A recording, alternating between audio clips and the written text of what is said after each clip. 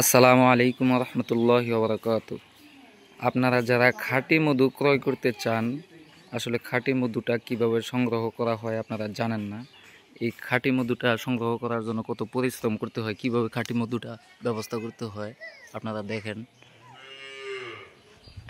এই যে গাছের পাতা, নতুন গাছের পাতা দিয়ে, তারপরে এই যে খড় আছে, খড় দিয়ে খাঁটি মধু, খড় জ্বালিয়ে ধোঁয়া বানিয়ে খাঁটি মধু সংগ্রহ করা হবে। আপনারা আমাদের সাথেই দেখতে থাকুন।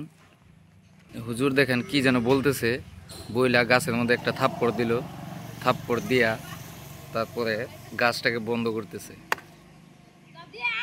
আসলে জানি না এর বাস্তবতা কতটুকু। আমরা সরাসরি লাইভটি দেখব, দেখে আমরা বুঝতে পারবো যে মধু কিভাবে সংগ্রহ করা হয়, খাঁটি মধু। বুন্দা বানানো হচ্ছে এখন, খড় দিয়ে গাছের কাঁচা পাতা দিয়ে বুন্দা বানানো হচ্ছে। এই বুন্দাটা মূলত বানানো হচ্ছে ধোঁয়া বের হওয়ার জন্য। এই ধোঁয়াটা আপনারা দেখতে পাচ্ছেন, মৌমাছির চাক দেখা যাচ্ছে। এই চাকের আশেপাশে যখন ধোঁয়াগুলো দেওয়া হবে, দেওয়ার সাথে সাথে মাছিগুলো সরে যাবে।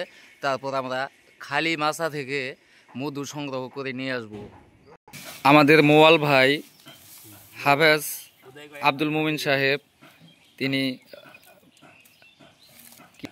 মধুপুরের প্রাকৃতিক মধুর শপের প্রোপাইটর। তিনি বিভিন্ন জায়গায় বাংলার প্রত্যন্ত অঞ্চলে অরিজিনাল খাঁটি মধু দিয়ে থাকেন। তার মাধ্যমে আমরা এই চাক থেকে মধু সংগ্রহ করব। তো 8টার সময় করতে পারবো। অনেক সকাল, এখন আর সময় লাগবে না, খালি উঠবো যে উঠতে আর নামতে আলাদা কোনো বিপদ আমার না তাহলে ওঠার নামা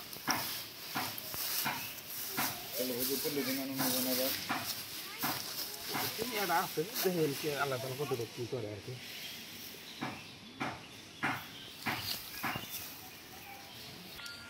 আসলে দেখেন ভাই, একটা চাক ভাঙ্গা, চাক ভেঙ্গে সেখান থেকে খাঁটি মধু সংগ্রহ করা খুব সহজ একটা কাজ না, আপনারা দেখতে পারতেছেন। তারপর এই যে বুন্দা বানাইতেছে, বুন্দা বানায়া তারপরে এখান থেকে ধোঁয়া দিয়ে মাছিগুলা সরাবে। তারপরেও জীবনের অনেক বড় একটা রিস্ক থেকে যায়। অনেক সময় দেখা যায় যে মাছির কামড়ে মানুষ মারাও পর্যন্ত যায়। এই জীবনের ঝুঁকি নিয়ে এই ভাইটি কষ্ট করে মধু সংগ্রহ করে থাকে। আপনারা যদি কেউ খাঁটি মধু সংগ্রহ করতে চান বা কারো খাঁটি মধুর প্রয়োজন হয়, তাহলে আমাদের শ্রদ্ধেয় বড় ভাই হাফেজ আব্দুল মুমিন সাহেবের কাছ থেকে মধু সংগ্রহ করতে পারেন। এবং যদি ওনাকে না পান, মধুপুরের ফেসবুকে গিয়ে সার্চ দেবেন মধুপুরের প্রাকৃতিক মধু শপ, তাই না হুজুর? মধুপুরের প্রাকৃতিক মধু শপ, তো তার কাছ থেকে আপনারা মধু সংগ্রহ করতে পারবেন ইনশাল্লাহ। আশা করি খাঁটি মধু পাবেন, এর মধ্যে কোনো ভেজাল পাবেন না। মধু ব্যবসায়ী তো আসলে ভাই অনেক আছে, কিন্তু খাঁটি মধু আসলে খুবই কমই পাওয়া যায়। অনেকে দেখা, উনি আসলে চাক ভাঙ্গার জন্য যে পোশাকগুলো লাগে এই পোশাকগুলো বানিয়ে রেখেছেন, কিন্তু মাদ্রাসা থেকে সরাসরি আইসা চাকটা সংগ্রহ করতেছে, যার কারণে এখন ওই পোশাকগুলো নাই। এখন উনি আপাতত পাঞ্জাবি গায়ে দিয়ে তারপর চাক ভাঙ্গার জন্য প্রস্তুতি গ্রহণ করতেছেন। হুজুর তো আসলে রিস্ক নিতে চাইছিল, কিন্তু আমরা এটাকে রিস্ক নিতে দিলাম না। পাশেই ওনার বাড়ি, ওনাকে এই পোশাক আনার জন্য আমরাই বললাম। পোশাক আইনা এখন প্রস্তুতি গ্রহণ করতেছে, প্রায় উনি প্রস্তুত এখন চাকটি ভাঙ্গার জন্য। যদি প্যান্টও খুব সুন্দর, কালা ফকফকা,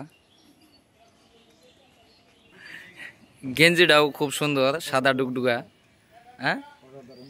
অসাধারণ কালার। দেখলে মন ভরে যায়, মনে হয় যে পোশাকটা আমি রাইখা দেই আসলে। আবার আমি ক্যামেরা বন্ধ করে ই করতেছি।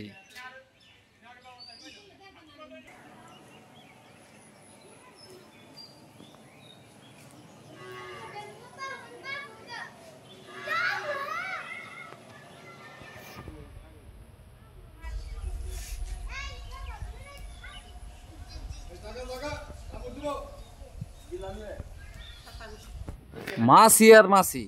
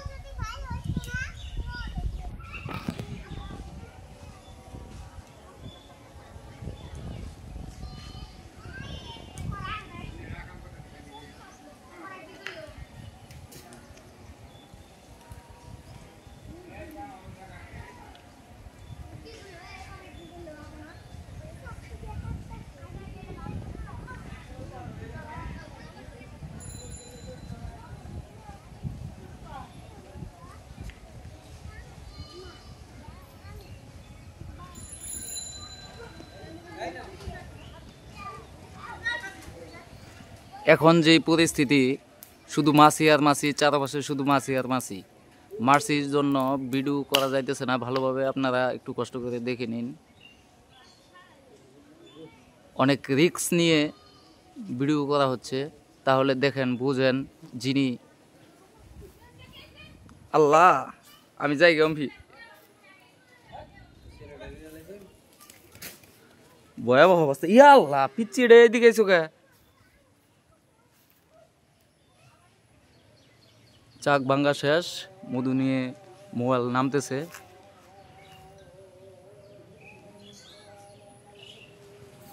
বুন্দা ফেলে দেওয়া হয়েছে নিচে।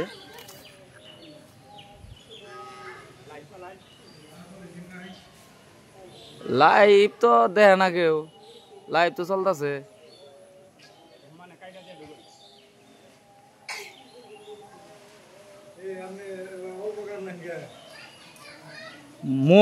মধু যেটুকু মধ্যে সেটুকু করছে।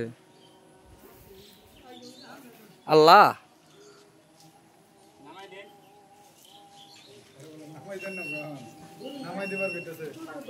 এদিকে খালি ক্যামেরাটা ধরে থাকবে না। আইতাছি আমি।